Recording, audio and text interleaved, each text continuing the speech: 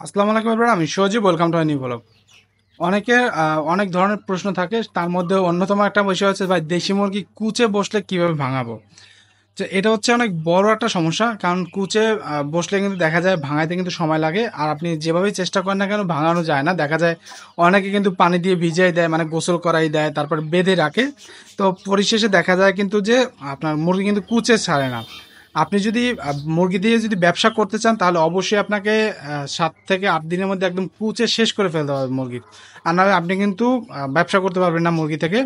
তো আমি আপনাদের সাথে একটা ট্রিক্স শেয়ার করবো, সেটা হচ্ছে আপনার যদি ধরেন মুরগি থাকে কিছু, বেশ কিছু, তাহলে অবশ্যই যে কাজটা করবেন কিছু খাঁচা কিনে রাখবেন পুরনো।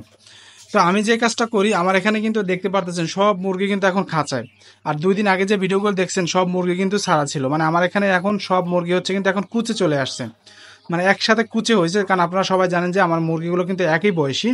তো এই জন্য আমি যে কাজটা করি, সবসময় যখন মুরগি কুচে আসে তখন সব মুরগি হচ্ছে আমি খাঁচায় ভরে দিই, মানে যেই মুরগিটা কুচে আসবে ওকে খাঁচায় ভরে দিই। তো এই জন্য হয় কি, ও আসলে বসতে পারে না। কারণ কি, খাঁচায় আসলে ওইভাবে বসতে না, যেমন কুচে যেভাবে বসে মুরগি ওইভাবে কিন্তু বসতে পারে না। ও যখন বসতে পারবে না তখন কিন্তু আর ও আস্তে আস্তে হচ্ছে কুচিটা 2 থেকে 3 দিনের মধ্যে ছেড়ে দেবে, এবং হচ্ছে 8 থেকে 10 দিন পর হচ্ছে ডিমে আসা শুরু করবে। তো এই হচ্ছে কুচে ছাড়ানোর একটা নিনজা টেকনিক।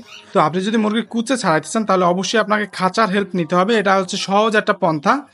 তো এই হচ্ছে একটা ওয়ে। তো ভিডিওটি কেমন হলো অবশ্যই কমেন্টে আপনার মতামত শেয়ার করেন। আর আমাকে খুশি করতে চাইলে অবশ্যই ভিডিওতে লাইক দিয়ে শেয়ার করে দিন। ইউটিউব দেখলে সাবস্ক্রাইব মাই ইউটিউব চ্যানেল। দেখা হচ্ছে পরবর্তী কোনো ভিডিওতে। Good bye.